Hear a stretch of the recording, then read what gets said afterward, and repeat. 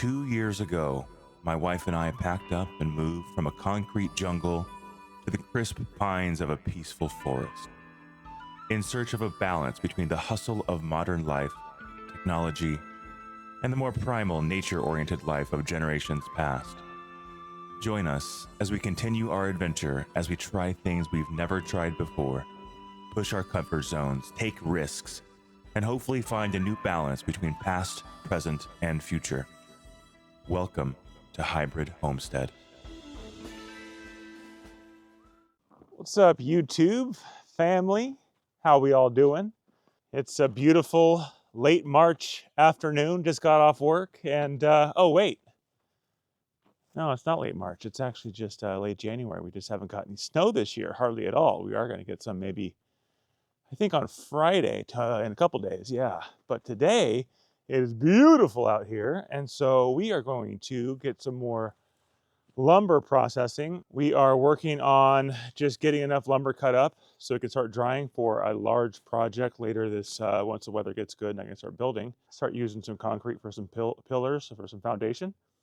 And so we need this to be up here and it's not. So we're gonna cut down a tree today and just get it cut down into 8-foot sections and we'll see how far we get. Now for this project today, we are using my handy 2012 Home Depot special that I got from a guy down the road who was selling his house. And so I said, $100. I knew nothing about chainsaws. It's heavy, it's small, it's old, but it's all we got.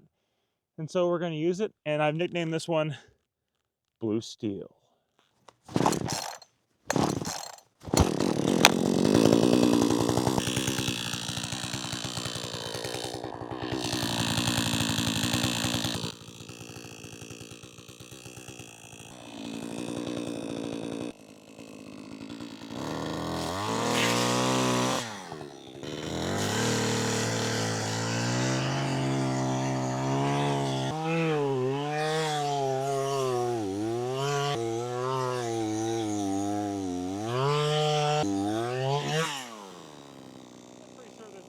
Dull. That's okay.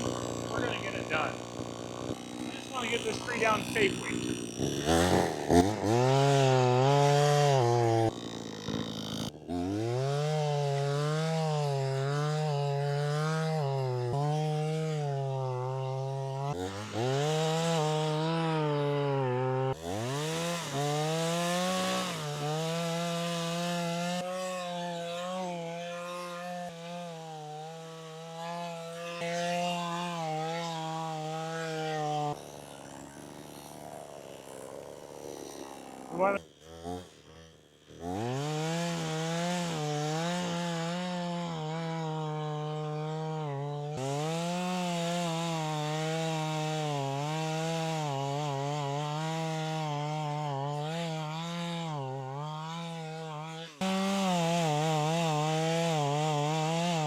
I'm a little stuck here, but I think I'm just going to have to, the wedge was not deep enough, not steep enough, I should say.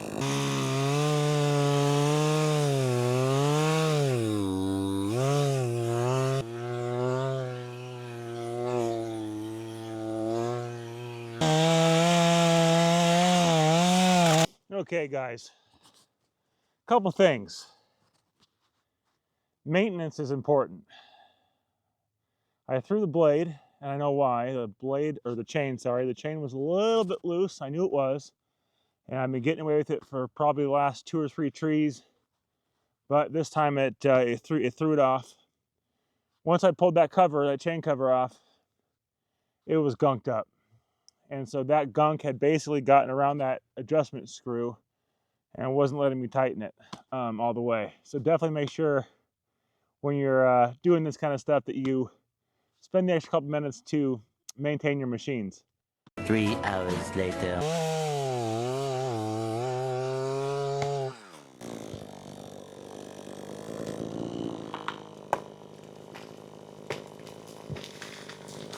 Boom, baby! This tree, it's a little harder because it's angled, but yeah, I think we're going to be right around 21 inches at the base, which is perfect. Again, the sawmill only really takes a 22 inch, and that's if the 22 inch is completely straight.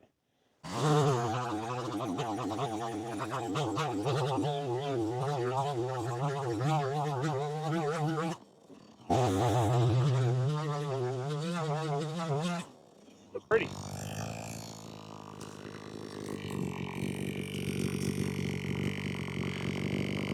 "21" was the bark.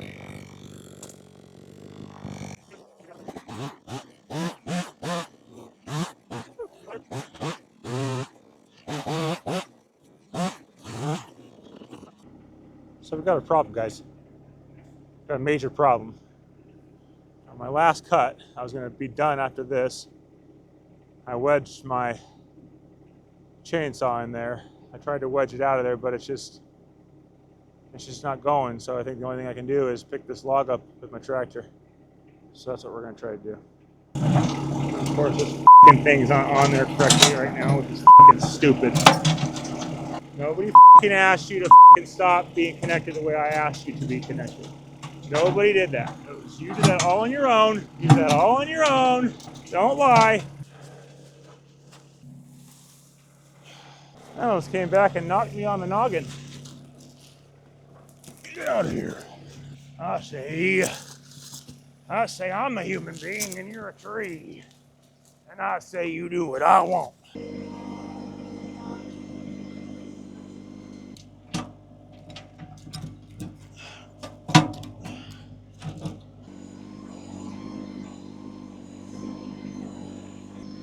Don't tip me over.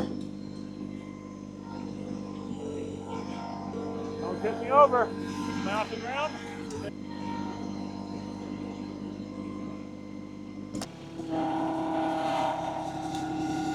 Don't worry, my fat ass can counterbalance it.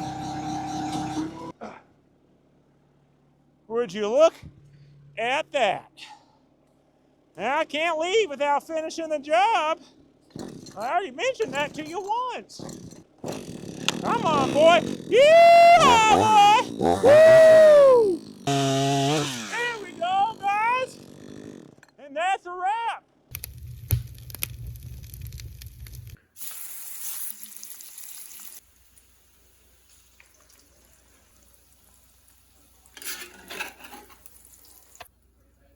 What's up, y'all? Just got a phone call from FedEx Freight. Solar panels are inbound, I think ETA about 10 minutes, so I've got to get my truck moved. I've got to get the tractor moved, so hopefully we can get those to fit inside the shop here. And I'm really hoping that he doesn't have a problem getting in. It just started dumping snow about 1 a.m. this morning. But I think we should be good. Plenty of space for that driver to turn around.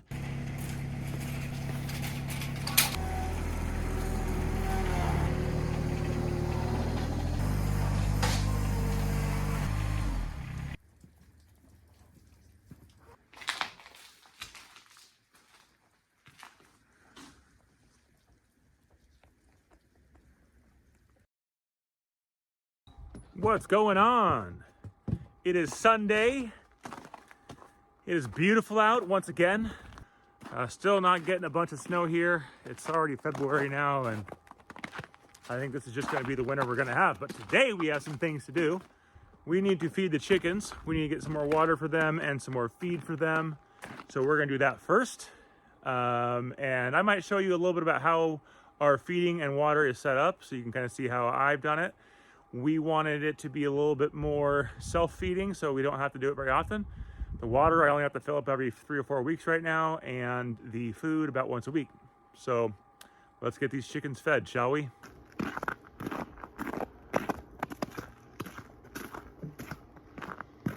Chickens! What's going on, girls and guys? Are you guys a little bit hungry? I know. It's been a couple days since you've been able to come out. How are we doing? You can get out.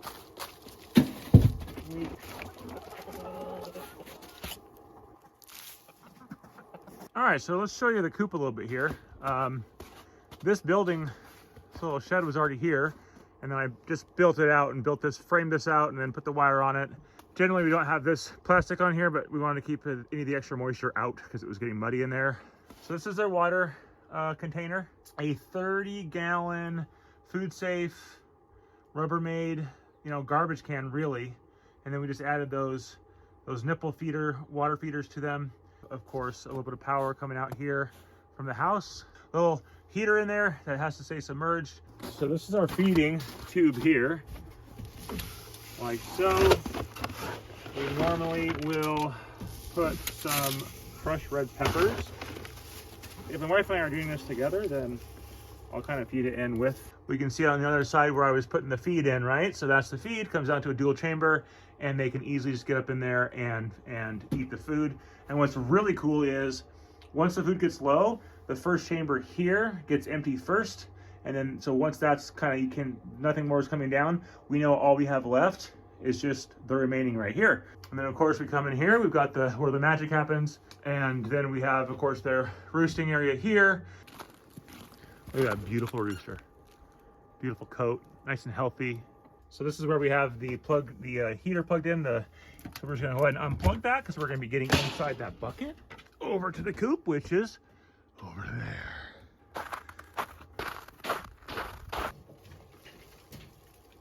So this is a little heater that we're using, guys.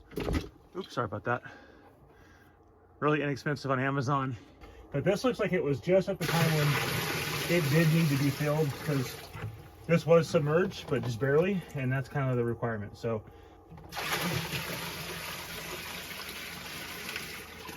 summer months, I don't know if I'm going to use these again. And basically, I try to get it to this line, and we're at that line. So it's 3 times 5 gallons, 15 gallons.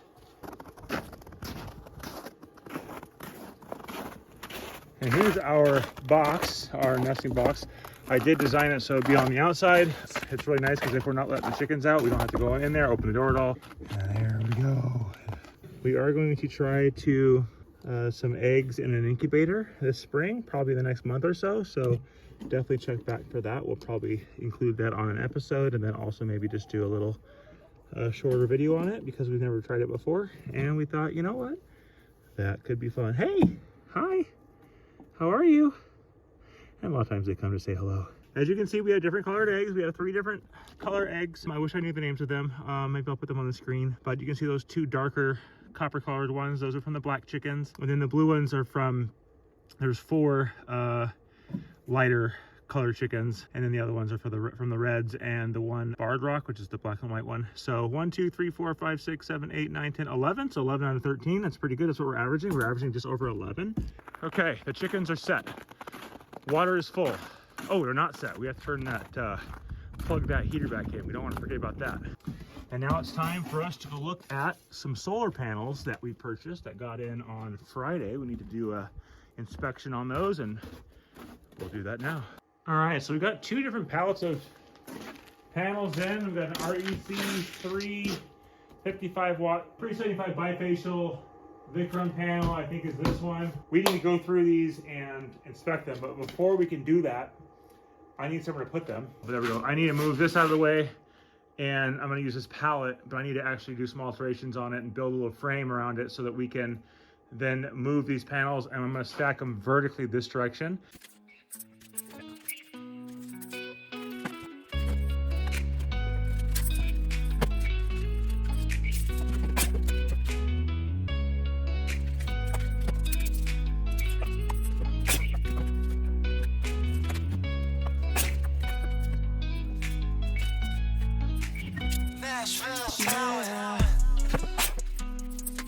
Homestead.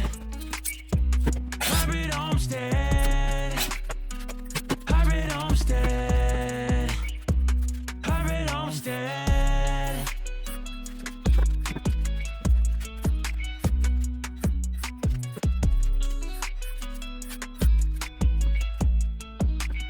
Nashville Talent.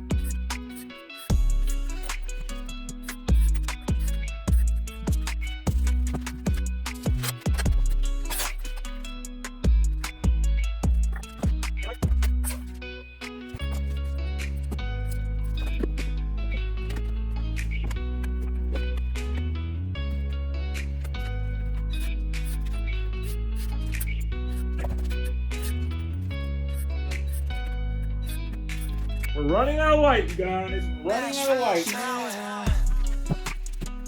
Hybrid Homestead. Hybrid Homestead. Hybrid Homestead. Hybrid Homestead.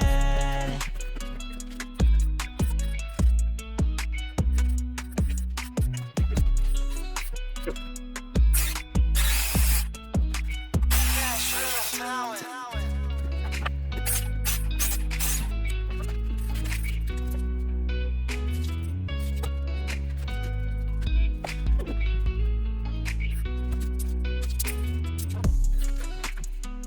Hybrid Homestead. Hybrid Homestead. Hybrid Homestead. Hybrid Homestead.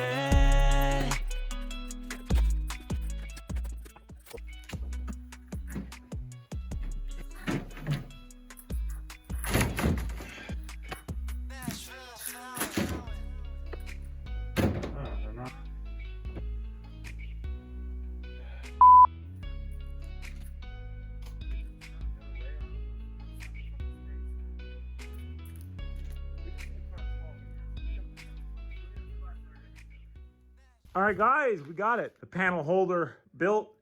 It's working. It didn't work at first because when this didn't have these on there, the pallets were hitting. And because they were coming together, there was a net zero force. And so you add one pallet and it's like adding a bunch because it's 0 and then you add 50. So they were really trying to hit and then push the other one over. So I put this barrier in here. And because this barrier in there is so close to the axis of the back, which is really sturdy, this is more of just like it just rests on there where the force is hitting there and that can't move. A little bit of experimentation for sure, but this is 25 panels, organized nicely. They're out of the way. I can get my tractor back in here now. Sunday night signing off. We'll do some more work probably tomorrow.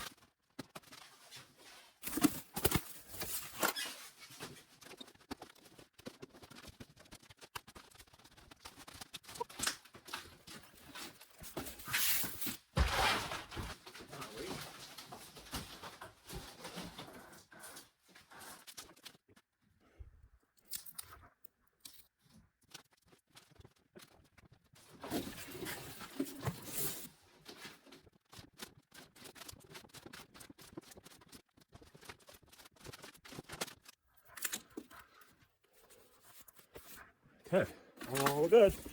Yay. The second in a series of strong winter storms will affect the mountains tonight and Monday. Intense snowfall and drifting snow is possible during the storm. During periods of heavy snowfall, natural and human-triggered avalanches become likely. When everything seems to be against you. When the pressure builds to unknown heights. Those moments can teach us who we are. Will we bend? Will we break? Or will we face it head on and scream into the wind? Not today. Yeah! Yeah! Yeah! Yeah! Well, guys, my first iteration of the platform for the saw is officially dead. When milling, medium to small logs, there was no problem. This has been broken since the very first log, actually, the very first large log, which was the base of my first tree I put on here. It was basically too big for the sawmill, so I had to use my chainsaw to wheel down the corners and stuff. But when trying to turn it here, it actually slipped off the first time, and it hit right there, and it hit down there, and it cracked these. Now I re-leveled it. I used this jack to keep this section stabilized, and I cut a whole other tree, and it was fine. I was getting pretty good lumber out of it, actually. But however, then I re-leveled it again, and this is my first log from a new tree. Again, this is as big. This is the biggest log we can put on here, and I did have to whittle off some corners, and even just flipping it from face to face, right? So a 90 degree, that much weight hitting is just finished off this platform. So we're going to rebuild it. We're actually going to rebuild it back behind the shop. I already just basically poured. I'll show you, of course, this whole process, but I just got a nice gravel, base down. So as you can see here, like this is not actually the worst of it. What's happening is because I don't have the proper bracing underneath, and this bracing isn't thick enough. If you can see here, those platforms behind there, it's hard to see. They're off the ground. This one's even more off the ground. So when this hits, when the log turns and hits the bunks, it shoved those down through this sheet and basically dented it, broke it, whatever you want to say. It ruined it, right? So now it's just, there's no way I can probably level it again, but what's the point? If you come back here, you can see more devastation. This section's actually not that bad, but then you get over here to the middle, and that's where the devastation really came yesterday. Was yesterday, the day before, on Monday, and you can see here there's just too much gap here now, and both these pieces here. I just can't be certain that I can get true cuts anymore with this. So, and I measured this. This is a 13-inch cant. 13 by 13 is what we're gonna get from this cant. 18 2x4s out of there. I just don't want to mess that up. So we're halting, cutting. You can see here even, geez, how it's not even straight on here. The whole thing's just, it worked for the first year, I guess, or first half year, but I definitely underestimated how much force these larger logs put through the bunks into the supports there, and then transferred down into those sections. So we're going with a more robust design, and I will document that, and we'll see how that one goes. So stay tuned for that. One more note also, I did order the extension for this, so I can go up to, once the extension comes in, which I think will be sometime next week, it'll instead of being 10 foot 4 inch, it'll be 16 feet, I think 9 inches. So we can do 12 and 16 foot and 14 foot boards. The reason why I didn't get it originally was because this post is in the way, right? So I really couldn't go any bigger. I couldn't fit a log between these two beams any larger than about 10 feet. I mean, I could have probably got the extension, and then I could have maybe, if this was sticking out the back here, but I wanted everything to be covered at least for the winter. So where we're going to be building this is actually going to be back here in this clearing behind the shop here. This is where this is going to be. I'm going to add on here I'm going to do a 20 by 30 building right here this summer, which is going to be a gym and an office. And then back here, where you can see I have started to get my gravel layer down. We're going to be doing 24 feet of platform so that we can have the full 20 feet plus the additional feet you need for the, where the sawmill head sits. So this is where it's going to be. We're sort of close enough here where if I need power, plus we're going to have power ran to this new building here. So we're really only going to be about 30 feet, 20 feet around, and I'll probably install an outside outdoor receptacle here on the corner or something so that it's easy for me to plug in. I may even just bury a line too. I'm not sure. Burying a line would be better, and then we just would have lights and stuff, because eventually I'll build a sawmill cover here.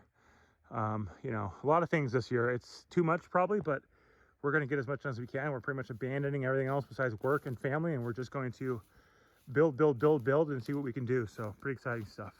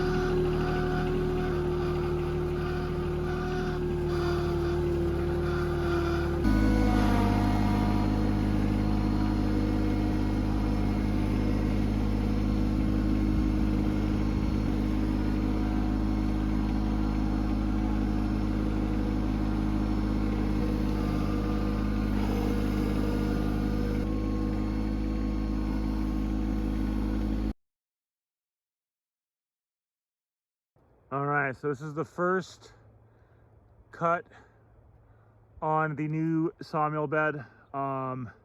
It's cutting damn near perfect. This is an old blade too. The 2x4s are almost perfectly dimensional and straight. So I'm very excited for this new sawmill. It's an upgrade, it's more robust. I'm very excited to throw some more logs up here and bust out some 2x4s. We are going to be building a solar kiln next. I've got, I think, 5 more logs over there that need cut. As soon as the kiln's done, I'm throwing those in there. So I'm gonna get these cut first, have those start air drying to lose their initial moisture, and then we'll throw those in the kiln. I have done a good job, guys, the last like 2, 3, 4 weeks with filming. It's been hectic, weather has been weird, but we're going in the right direction, and we'll be I'm trying to commit to filming more. Stay tuned, boys and girls. Spring's almost here. It's just beautiful though. We just love it. I'm glad for the extra sunshine, and we'll keep working.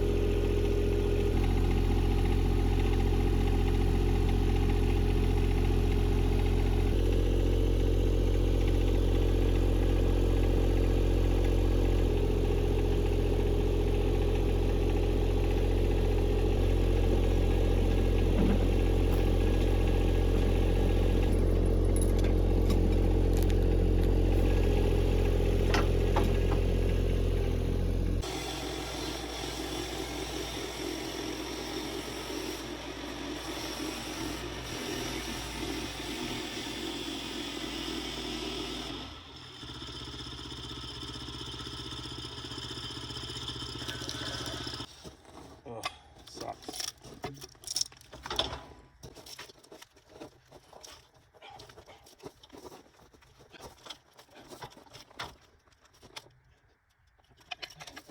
This is the sappiest I've ever seen. Holy my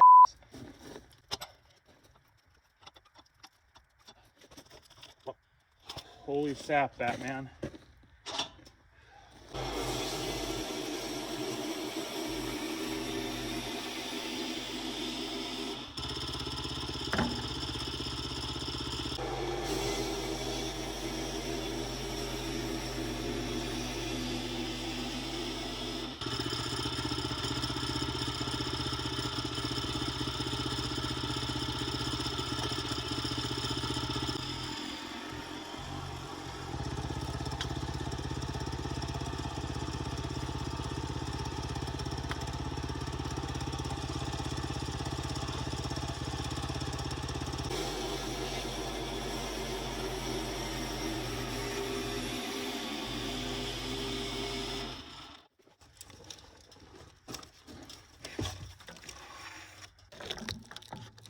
What I'm doing here with my sizes, how I'm cutting these, why I'm cutting this off like this. So I've got my cant obviously now. It's a 8x12. I want to get, obviously I'm gonna get 2x4s out of this. Should get 12 of them. I'm trying to use all I can, right? So like this is 2 inches here. Obviously we have to cut these edges off, but my thought process is I think this is about 7 inches right there on the top. So we could get a nice 2x6 out of that. If I had a little bit a different profile, I might have done a 1x6. Sometimes I do. Like this one here is a nice 1x10, and this is the one from earlier. That's gonna be, I think, a nice 2x8. But that's kind of what I'm trying to do is use as many pieces as I can. And then this stuff, which is definitely the waste, I'll cut these into 16-inch sections, and I'm gonna stack them to dry because these are really nice for me to start a fire with. They're perfect for my fireplace.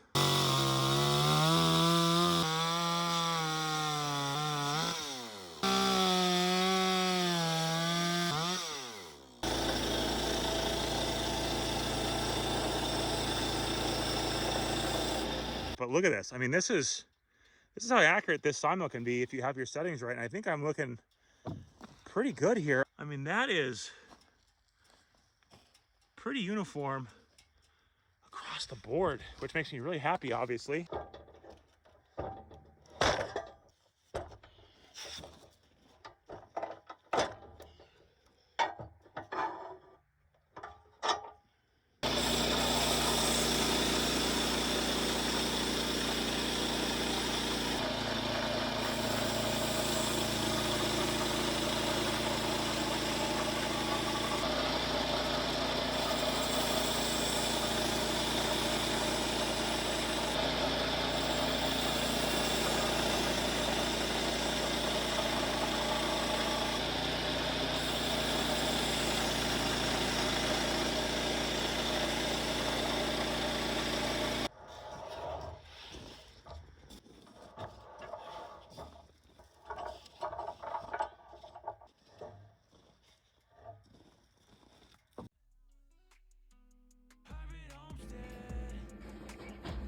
You can do it, little boy. You can do it. Homestead.